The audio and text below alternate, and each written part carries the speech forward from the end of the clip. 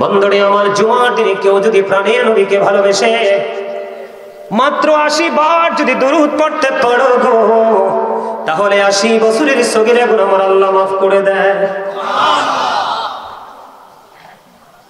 হাদিস খানা এসেছে বন্ধু দাইলামি শরীফের মধ্যে। হাদিসের রাবী হলেন হযরত আনাস রাদিয়াল্লাহু তাআলা আনহু। আপনার আমার প্রাণের নবী, দু জাহানের বাদশা নবী সরকারি মদিনা, তিনি জানিয়ে দিয়েছেন, কেউ যদি প্রাণের নবীকে ভালোবেসে প্রতিদিন মাত্র 1000 বার যদি দরুদ পড়তে পারো, তাহলে জান্নাত না দেখা পর্যন্ত মরণ হবে না। আজকে সেই দূরত্ব নাই, কারণ কিছু কথিত কিছু মৌলবী আছে না, নবী বিদ্বেষী, কথা কয় না। আল্লাহ রাসূল একদম সরাসরি আলী রাদিয়াল্লাহু তাআলা আনহু থেকে হাদিস বর্ণিত, নবী বলেছেন, ইমানদাররা আমি নবীকে ভালোবাসবে, মুনাফিকরা নবীকে ভালো। আরে ভাই, গাজীপুর কোথায়? ঢাকা গাজীপুর। রাসূলের প্রিয় খাবার খেজুর। আপনারা অনলাইনে দেখছেন কিনা জানি না, এক লোক ভাত খায় না, শুধু খেজুর খেয়ে তার জীবন চালাচ্ছে, দীর্ঘদিন পার করে দিচ্ছে। আপনি কি তার খেজুর খাওয়াকে বেদাত বলবেন না নবীর প্রেম বলবেন? এটি হলো বিবেকবান মানুষ ভাবে ভালোবাসবে, সে তার নবীর সাথে কিভাবে প্রেমের ডুলি লাগাবে, এটা তার পার্সোনাল জায়গা। কথা বলেন না কেন? কিন্তু এটা নিয়ে কিন্তু আপনি পার্সোনাল তাকে অ্যাটাক করতে পারেন। আপনি যখন বেদাত বলবেন, আমি আপনাকে প্রশ্ন করব, কোথায় লেখা আছে বেদাত? সম্মানিত উপস্থিতি, আমাদের অবস্থা মোটেও ভালো নয়। তার কারণ হলো, ইসলাম আল্লাহর মনোনীত ধর্ম, কিন্তু সেই ইসলামের নির্যাস হলো আপনার আমার প্রাণের নবী। কে? নবীর সাথে যারা সিরিয়াসলি প্রেম করতে পেরেছে, তারা মৃত্যুবরণ করার আগে আল্লাহর ওলি হয়ে কবরে গেছে। আর আল্লাহর ওলি যারা হয়, তারা কি আপনার আমার মতো সাধারণ মানুষ? আল্লাহ হাদিস শরীফের মধ্যে এসেছে, তাদের চোখ হয়ে যায় আল্লাহর কুদরতি চোখ, তাদের হাত হয়ে যায় আল্লাহর কুদরতি হাত, তাদের পা হয়ে যায় আল্লাহর কুদরতি পা। তারা যখন কবরে যায়, তাদের জন্য আল্লাহ জান্নাতি খাবার বরাদ্দ করে দেয়। আইন্দা রাব্বিহিম ইউরযাকুন, they receive food from Allah। তারা আল্লাহর কাছ থেকে জান্নাতি খাবার পায়। পৃথিবীতে আপনি যত বেশি পানি খাইবেন, তত প্রস্রাবের বেগ হবে, যত বেশি খাবার খাইবেন, তত আপনাকে টয়লেটে যেতে হবে, ঠিক কিনা বলেন? আর আল্লাহর ওলি হয়ে কবরে যান, জান্নাতে আপনার জন্য নিয়ামত বরাদ্দ, খাইবেন আর খাইবেন, ঢেকুরের সাথে ফিনিশ হয়ে যাবে। সুবহানাল্লাহ কোন না কেন? আরে আরো জোরে। আল্লাহর প্রতি শহীদ যারা, উচ্চ তাদের শান, মহান খোদা করেন তাদের এমন জীবন দান। রুহু তাদের বানাইয়া সবুজ বরণ পাখি, জান্নাতুল ফিরদাউস বিছে দেন যতনে রাখি। সেথায় থাকি খাই তাহারা জান্নাতি ফলমূল, উড়ে বেড়ায় রয় হামেশা খুশিতে মশগুল। যখন তোমার কেউ ছিল না, তখন ছিলাম আমি, এখন তোমার সব হয়েছে, পর হয়েছে আমি। যখন তোমার কেউ রবে না, রব শুধু আমি। আমার কাছে আসতে হবে, মনে রেখো তুমি। তোরা চাসনি কিছু, তোরা চাসনি কিছু কারো কাছে খোদার মদদ ছাড়া, অন্যের উপর ভরসা ছেড়ে নিজের পায়ে দাঁড়া। আপনি চলে যাওয়ার পর আপনার জন্য কেউ হাদিয়া পাঠাবে, টেনশন করবেন না। আপনি নিজের বাজারটা নিজে করে যান। পৃথিবীর বাজারে ঘুরলে দেহের খাবার মিলে, আর এই ধরনের বাজারে ঘুরলে রুহের খাবার মিলে। আজকেরই জান্নাতের বাগান হলো আপনার পরকালের বাজার করার বাগান। জোরে কন্যা সুবহানাল্লাহ। আরে আরো জোরে বলেন সুবহানাল্লাহ। দেখেন সিস্টেমটা কেমন করে এসেছে, একেবারে ভেরি সিম্পল। বুঝতে পারলে ইহুদি খ্রিস্টানের ধর্মগ্রন্থ দ্বারা তারা প্রমাণ করতে চেয়েছে, he that loveth not knoweth not God, for God is love। এরা বলতে চেয়েছে, যেজন প্রেম করে না সেজন আল্লাহকে জানে না, for God is love, আল্লাহই প্রেম। আল্লাহ রাব্বুল আলামিন বলতেছেন, নো সে বলুন, ইফ ইউ ডু লাভ আল্লাহ, যদি তোমরা আল্লাহকে ভালোবেসে থাকো, ফলো মি মুহাম্মদ সাল্লাল্লাহু আলাইহি ওয়াসাল্লাম। জোরে জোরে বলেন না সুবহানাল্লাহ। আল্লাহ কারে দেখাইছে? মদিনাওয়ালারে। কারে? আরে জোরে বলেন কারে? মদিনাওয়ালারে। আল্লাহর কাছে, আল্লাহ পর্যন্ত পৌঁছানোর টিকিট দেখে মদিনাওয়ালা। সুবহানাল্লাহ বলেন না। ফলো মি মুহাম্মদ সাল্লাল্লাহু আলাইহি সাল্লাম। মুহাম্মদ সাল্লাল্লাহু আলাইহি সাল্লামকে ফলো করলে লাভ হবে কি? আল্লাহ কয়, আল্লাহ উইল লাভ ইউ, আল্লাহ তোমাদেরকে ভালোবাসবে। তারপরেরটা, এন্ড ফরগিভ ইউর সিনস, আল্লাহ তোমাদের জীবনের গুনাহ ক্ষমা করে দিবে। বলে হুজুর আল্লাহকে ইংলিশে কইছে না, আল্লাহ বলছে, কুল ইন কুনতুম তুহিব্বুনাল্লাহ ফাত্তাবিউনি ইউহিব্বুকুমুল্লাহু ওয়া ইয়াগফির লাকুম যুনুবাকুম আল্লাহু গফুরুর রহিম। অস্বীকার করার কোনো সুযোগ আছে নি? বলছেন আর যারা বলেন না, আল্লাহ কয় মাইয়ুতির রাসূলা ফাকাদ আতাল্লাহ। আল্লাহ কয় হি হাউ অবিস দ্যাট স্টিল অবিস আল্লাহ, যদি কন্যা সুবহানাল্লাহ। রাসূলকে মানলে আল্লাহ মানা হয়ে যায়, ঠিক কিনা? রাসূলকে রাজি করলে আল্লাহ অত রাজি হয়ে যায়। তাহলে এখন রাসূলকে পাইতে হলে কি করতে হবে? রাসূলকে পাইতে হলে, রাসূল পর্যন্ত পৌঁছাতে হলে যাদের সিনায় বরাদ্দ করে রেখেছে রাসূল প্রেম এবং রাস্তাগুলো নির্ণয় করে রেখেছে, তোমরা তাদের কাছে যাও। তারা হলো, আমি আপনাদেরকে আগেই বলেছি, আল্লাহর ওলিরা এবং হক্কানি আলেমরা, ঠিক না? আরো জোরে।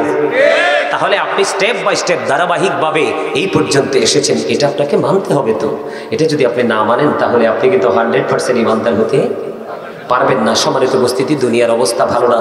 ধীরে ধীরে মাহফিল থেকে কোনো না কোনো কৌশলে, মসজিদ থেকে কোনো না কোনো কৌশলে রাসূল প্রেম আমাদের অন্তর থেকে দূরে সরিয়ে নেওয়া হচ্ছে কৌশলে। আল্লাহ রাসূলকে একজন প্রশ্ন করলো, ইয়া রাসূলুল্লাহ, কিয়ামত কখন হবে? নবীজি বললেন, কিয়ামতের জন্য কি প্রস্তুতি নিয়েছো? রাসূল বললেন, ওই লোক বললেন, ইয়া রাসূলুল্লাহ, কিয়ামতের জন্য কোনো প্রস্তুতি নিতে পারিনি, তবে আল্লাহ এবং আল্লাহ রাসূলকে ভালোবাসি। রাসূল বললেন, তুমি যাকে ভালোবাসো তার সাথেই তুমি থাকবা। আরো জোরে। রাসূলকে যদি বেনজির বেমিসাল বলি, অনেকে তো একবারে হুতুম পেছার মতো করে ফেলেন গাল। রাসূল কি আপনার আমার মতো? রাসূল আজ থেকে প্রায় ১৫০০ বছর আগে বলেছেন, ক্বালা আইয়ুকুম মিথলি, তোমরা কে আছো আমার মতো? কেউ তো রাসূলের মতো হতে পারে না। পারে? আরো জোরে বলেন না, পারে? বন্ধু, তার একটা এক্সাম্পল, নিদর্শন। আপনারা যদি আমি দেখা যদি থুতু দেই, তাহলে আপনি আমারে কি করবেন? আমি যে বক্তা সেটা চাইতেন না, আগে তক্তা করে ফেলবেন। কথা কয় না? এটাই তো বাস্তবতা। এইরকম না? খন্দকের যুদ্ধের সময় রাসূলকে ডাকলেন, দাওয়াত দিলেন।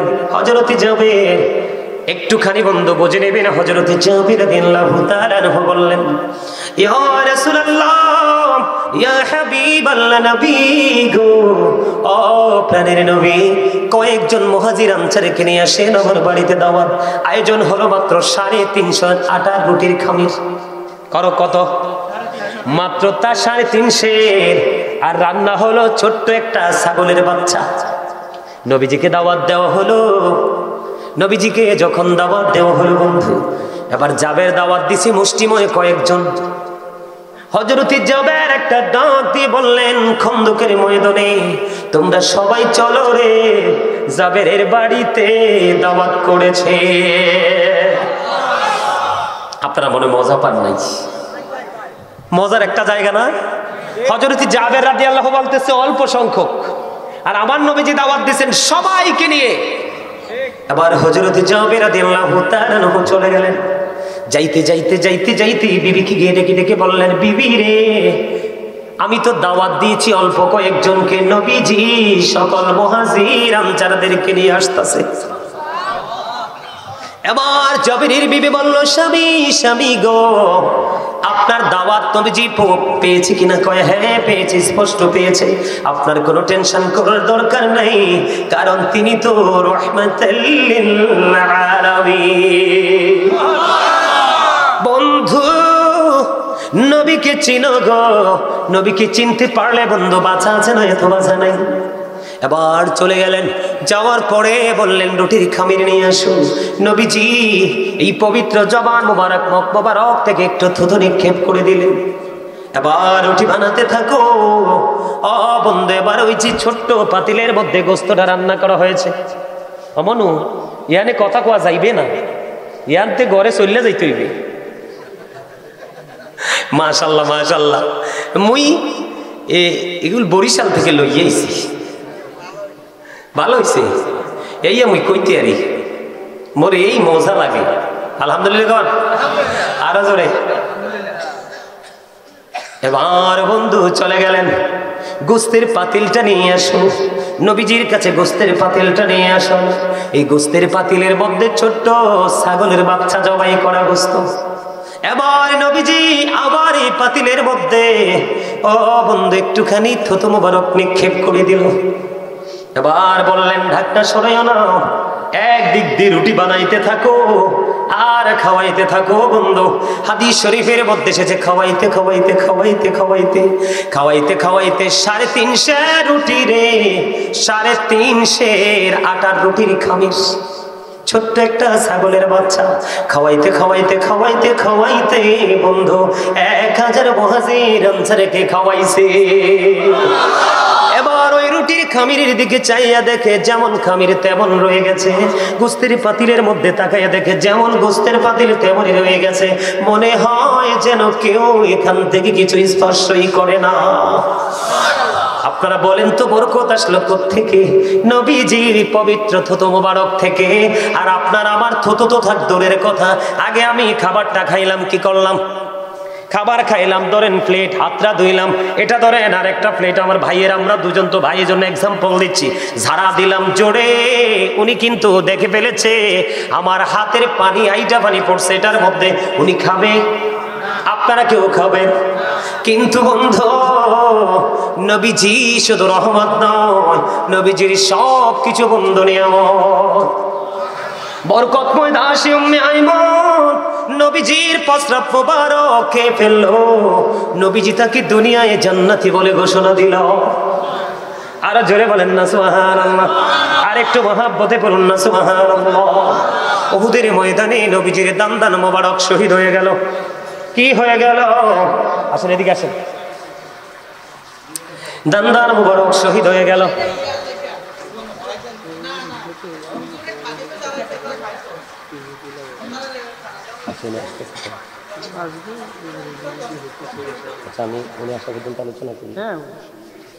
আমি কি ওয়াজটা করবো? নবীজি আপনার আমার মতো না, এই বিশ্বাসটা রাখতে পারলেই ইমানদার হবেন, আর না হয় কবরে যাবেন মুনাফিক হয়ে।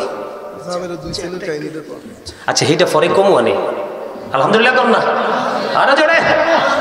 উহুদের ময়দানে নবীজির দান মোবারক শহীদ হয়েছে, আপনারা সবাই জানেন না? নবীজি যে দান মোবারক পড়ে গেছে সবাই তো জানেন। আপনার আমার দাঁত পড়লে রক্ত পায় কিনা? নবীজির লোহ মোবারক বের হতে লাগলো বন্ধু। নবীজি যখন লোহ মোবারক বের হতে দেখলেন, এবার মালিক বিন সিনান দেখি বন্ধু সহ্য করতে পারলো না, দৌড়ে চলে গেল, প্রাণের নবীজি রক্ত মোবারক বক্ষণ করতে শুরু করলো।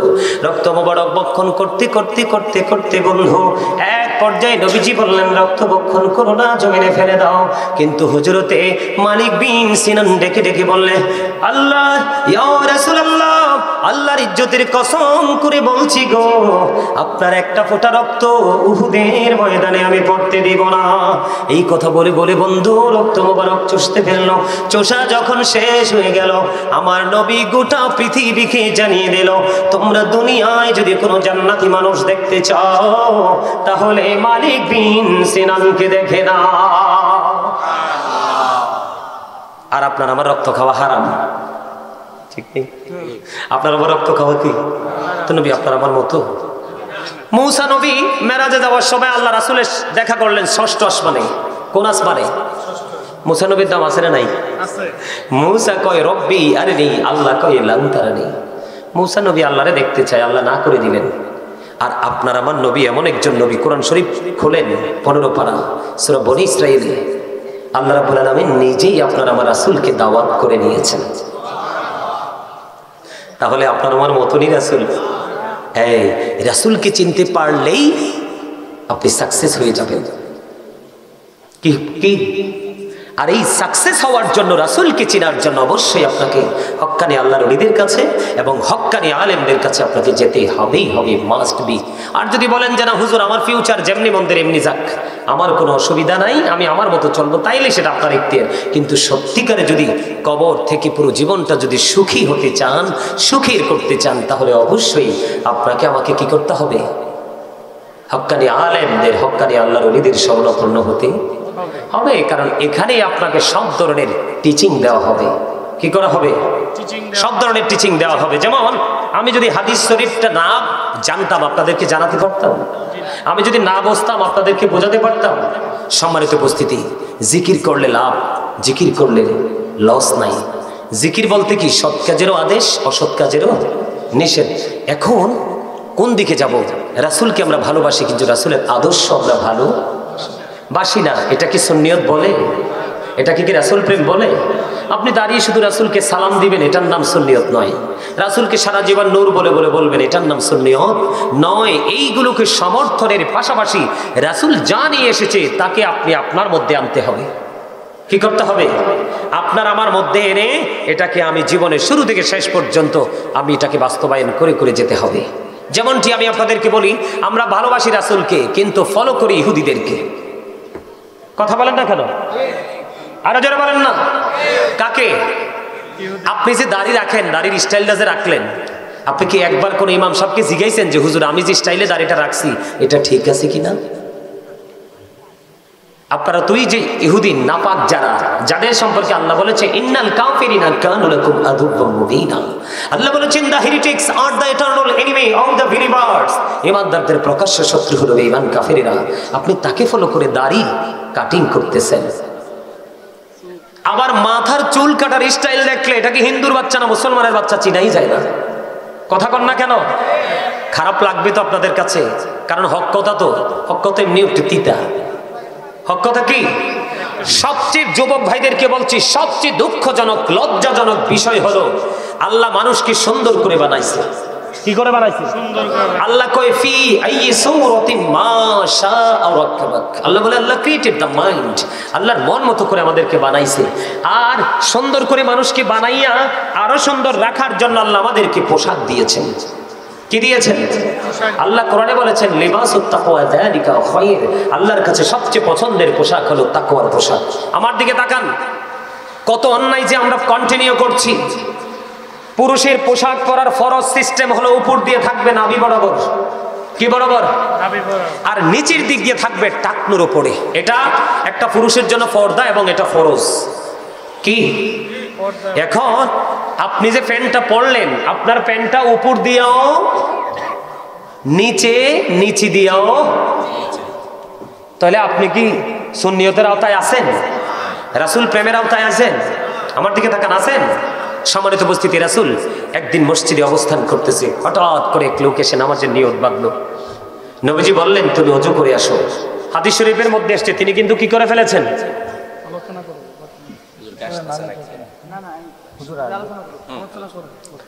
আমার কথাটা একটু শুনেন, আমি সিম্পল ভাবে শেষ করে দিচ্ছি, হুজুর চলে আসতেছে। তো তিনি কি করতেছেন? নামাজের নিয়ত কিন্তু বেঁধে ফেলেছেন। রাসূল বললেন তুমি ওযু করে আসো। তিনি কিন্তু নামাজের নিয়তটা ভেঙে ওযু করতে গেছে। তিনি ওযু করে এসে আবার নামাজের নিয়ত বাঁধলেন। আল্লাহ রাসূল বললেন তুমি আবার ওযু করে আসো। কয়বার? 2 বার। তিনি আবার ওযু করতে গেলেন নামাজ ভেঙে। তৃতীয়বার রাসূলকে প্রশ্ন করা হলো ইয়া রাসূলুল্লাহ, বারবার তাকে ওযু করতে বলছেন, ইয়া রাসূলুল্লাহ সমস্যাটা কোথায়? নবীজি বলেছেন সে যে নামাজ পড়তে এসেছে, যে পোশাক পরে আসছে, এই পোশাক পরে কিয়ামত পর্যন্ত নামাজ পড়তে পারবে, কিন্তু এই নামাজ দিয়ে তার কোনো ফায়দা হবে না, আল্লাহ পর্যন্ত যাইতে। এই ত্রুটিগুলোর কারণে আজকে আমি নামাজ পড়ার পরেও কিন্তু হেদায়েত হচ্ছে না। ফরজ এটা। লুঙ্গি বলেন, প্যান্ট বলেন, পায়জামা বলেন, ট্রাউজার বলেন, সব উপর দিয়ে থাকবে নাভি বরাবর, নিচে দিয়ে থাকবে টাকনোর উপরে। প্রশ্ন করতে পারেন হুজুর এটা কি আবিষ্কার করছে কে? বেঈমানেরা। যেমনি আবিষ্কার করেছে, রাসূল আমাদের জন্য ঘোষণা দিয়েছেন মেসওয়াক। যদি কষ্ট না হতো উম্মতকে প্রত্যেক নামাজের আগে মেসওয়াক করার অর্ডার দিতেন, হাদিস শরীফ। কিন্তু সেই মেসওয়াককে আউট করে দিয়েছেন বেঈমানেরা কৌশলে ব্রাশ আবিষ্কার করে। ঠিক না বেঠিক?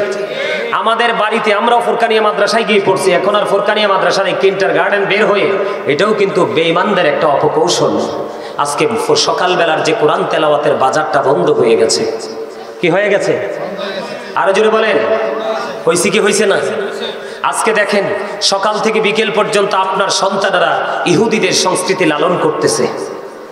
মাথা থেকে পা পর্যন্ত যা জড়িয়ে রেখেছে সবগুলো বেঈমান কাফেরদের জড়িয়ে রেখেছে। তাহলে আমি কি সুস্থ আছি? আরো জোরে বলেন না, সুস্থ কি আছি? আমরা সুস্থ নেই। এজন্য বলছি সত্যিকারের সুন্নিয়ত কাকে বলে, সত্যিকার ইসলাম রাসূল প্রেম কাকে বলে, গুরু আলেমদের থেকে, আল্লাহর ওলিদের থেকে আস্তে আস্তে করে শিখে নেবেন। বিশেষ করে মহিলারা। এখন আজকেই তো ঢাকা গেলাম সকালে, বাবা না ভাই কইতে পারতাম না, হাতির মতো বেড়া। মাইয়াটা পরনে জিন্স প্যান্ট, যেটি আমাদের ছেলেরা পরে। কি প্যান্ট এটা? কিন্তু মহিলারাটা কিন্তু একরকম। হঠাৎ করে চোখে পড়লো, এটা বারবার হাঁটতেছে। আমার ভাইকে আমি আগাই দিতে গেছিলাম, ছোট ভাই আজকে বাইরে চলে গেছে। পরে দেখলাম যে না, আমাদের ছেলেরা যে প্যান্টগুলো পরে ওই প্যান্টটা পরা নেই, এটা ওড়না নাই। হাদিস শরীফের মধ্যে এসছে যেই মহিলারা পুরুষের পোশাক পরবে এবং পুরুষের মতো হাঁটাচলা করবে, ওই মহিলাদেরকে হাদিসের ভাষায় বলা হয় মর্দা মহিলা। এদের জন্য জাহান্নামে খাবার বরাদ্দ করা আছে, তিনাতুল খাবার ইয়া রাসূলুল্লাহ। এই তিনাতুল খাবারটা কি? এটা হলো জাহান্নামীদের নিংড়ানো রক্ত পুঁজ। জোরে জোরে কর মারহাবা, স্লোগান দেন আরো জোরে, নারে